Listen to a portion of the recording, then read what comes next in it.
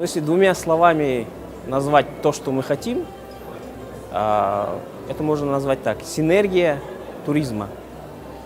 Наши страны не просто братские страны, дружественные страны. Мы фактически сейчас имеем одинаковые условия по развитию туризма. И надо сказать, к сожалению, и наши узбекские коллеги это признают, наши позиции сейчас в мировом туризме не такие высокие, какие мы хотели бы видеть. Если брать рейтинг развития туризма, мы нижней, скажем так, десятки, сотни, то есть 87-88 место вместе с Узбекистаном занимаем. В ВВП, внутреннем валовом продукте Узбекистана туризм занимает чуть более 1%, у нас менее 1%. Конечно же, мы обе страны хотим достичь тех 10%, которые сейчас превалируют в мировом туризме. Вот. Для этого, конечно, нам нужно не конкурировать, а прежде всего объединять усилия. И мы вместе придем к тому, что эти две страны, Казахстан и Узбекистан, вырвутся, может быть, в 50-ку, а может быть, в 30-ку лучших стран, привлекательных туристических дестинаций. Для этого у нас есть все условия, я считаю, и самое главное, у нас есть ярко выраженное желание идти друг другу навстречу.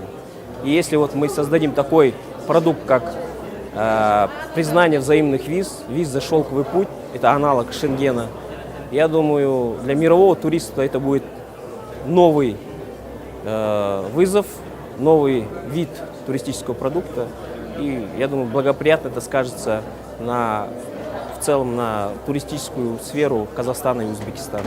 Мы именно должны завлечь тем, что у туриста, приехавшего в Казахстан, он будет погружаться, во-первых, в безбарьерную среду, то есть он будет себя чувствовать как у себя дома. У него не должно быть никаких барьеров на языковом уровне, у него не должно быть каких-то негативных моментов от наших дорог, от наших санузлов, от того, как его встречают в аэропорту пограничники, таможенники. Он не должен получать длительное время свой багаж. Везде должен быть интернет, потому что мировой турист сейчас привык моментально делать селфи и отправлять это фото или видео в свои аккаунты. Если у нас мы едем в поезде, допустим, Астана-Костанай, и в течение дороги у нас практически нет связи, мы понимаем, что какое развитие туризма у нас.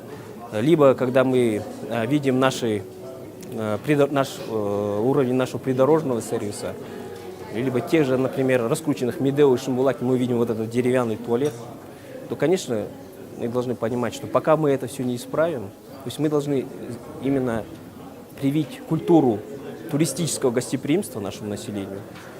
И второе, конечно же, вот это подтянуть эту мягкую инфраструктуру, когда любой наш гражданин будет к туристу относиться именно как относиться практически как к самому себе,